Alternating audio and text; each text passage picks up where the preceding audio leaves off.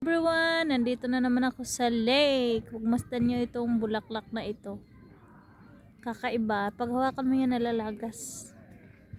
Yan ang mga duck. Lovebirds duck. Dito, ilang sila sa tao. Lumalis agad. Di katulad dun sa ano. Lumayo agad sila.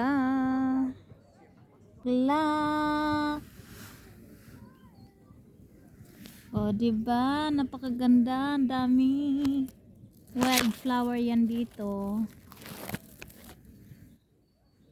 Ayan. Color white lang sa ngayon. Wala pa yung color yellow. So, as of now, ayan, may iba. Kulay-kulay pink. Ayan. Meron siyang halong kulay, parang may violet. Ayan, oh. Para siya nahawaan lang. Ito naman pure white. Alang, kapal, dami. Ganyan ang bulaklak dito sa Europe. Wild lang yan siya. Hindi siya inalagaan. Kahit taglamig, nabubuhay yan. Ayan. Diba? Ang ganda. Libre lang yan. Libreng pagmasdan. Ang ganda. Yes! Ang daming flower. Gee! O, diba ang ganda? Kaya ang sarap mamasyal dito dahil nga sa napakadaming bulaklak. Yan. Hindi ako makalakad kasi maapakan ko sila.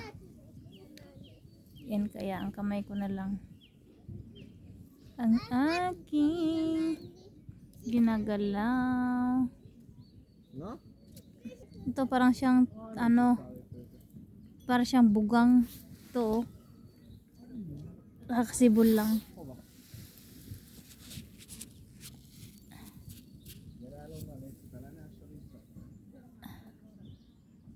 Yan. Gandang lahat yan, wild. Ayan, ang ganda. Ganda, ganda. Sobrang dami. Libre lang. Ayan, may dilaw na halo. Oh, nandito kami sa lake. May nakita akong dilaw. Yan lang. Palanta pa. Ibang mga ibon umaawit. So, ayan yung mga flower na kakaiba din. Pag hinawakan mo siya, pag ihipan, na ano yan, na lalagas. Yan. Pakinggan yung mga ibon kumaawit.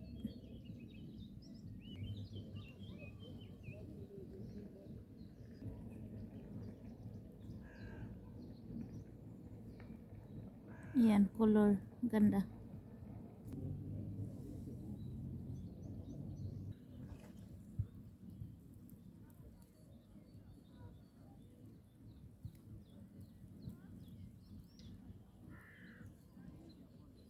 Ayan. Bagong tubo yung mga lapper. Lapper, di ko alam pala kung anong tawag dyan.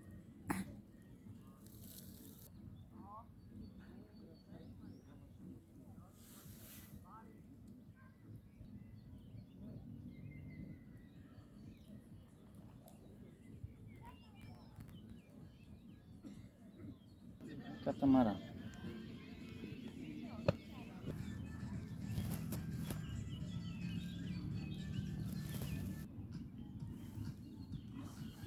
Ayan.